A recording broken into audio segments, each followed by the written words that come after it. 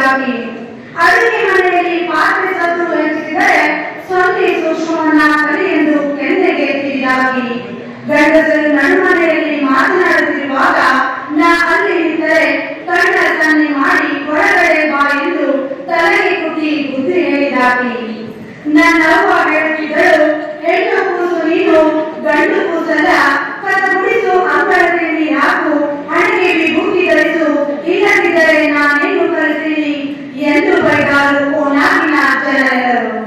ಆಗ ನಾನಾದೆ ಕಟ್ಟೆಯ ಮೇಲೆ ಆಡುತ್ತಿದ್ದ ಆಣೆಕಲ್ಲನ್ನು ಅಲ್ಲೇ ಬಿಟ್ಟು ಕಸದಿಂದ ಅಂಗಳದ ಗೋರಿಯ ಅಂದದಂತೆ.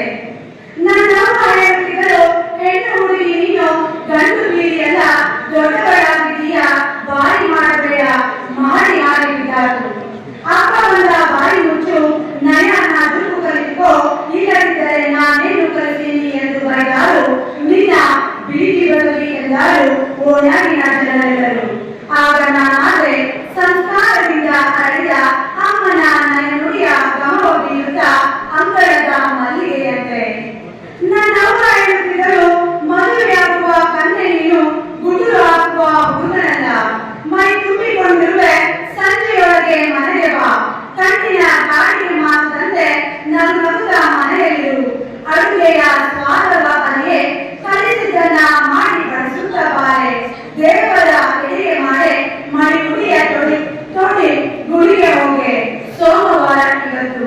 ಇವರೆಲ್ಲ ಕಡೆಗೆ ಏನಂದಾರು ಮುಂದೆ ಅತ್ತೆ ಮನೆಗಳು ನಿನ್ನವ್ವ ಕಲಿಸಿದ್ದು ಇದನ್ನ ಅಂದರು. ಆಗ ನಾನಾದ್ರೆ ಕ್ಯಾಟಿಯಂತೆ ಹೊರಟ ಬಿಟ್ಟು ಕೆಂಡ ಸಂಪಿಗೆಯಂತೆ. ಇವರೇ ನನ್ನವ್ವ, ನೀವು ನೋಡಿದ್ದೀರಾ ನನ್ನ ಅವನ? ಸಿಕ್ಕರೊಮ್ಮೆ ನನ್ನ ಸಲುವಾಗಿ ಈ ಕವಿತೆಯ 2 ಸಾಲುಗಳನ್ನ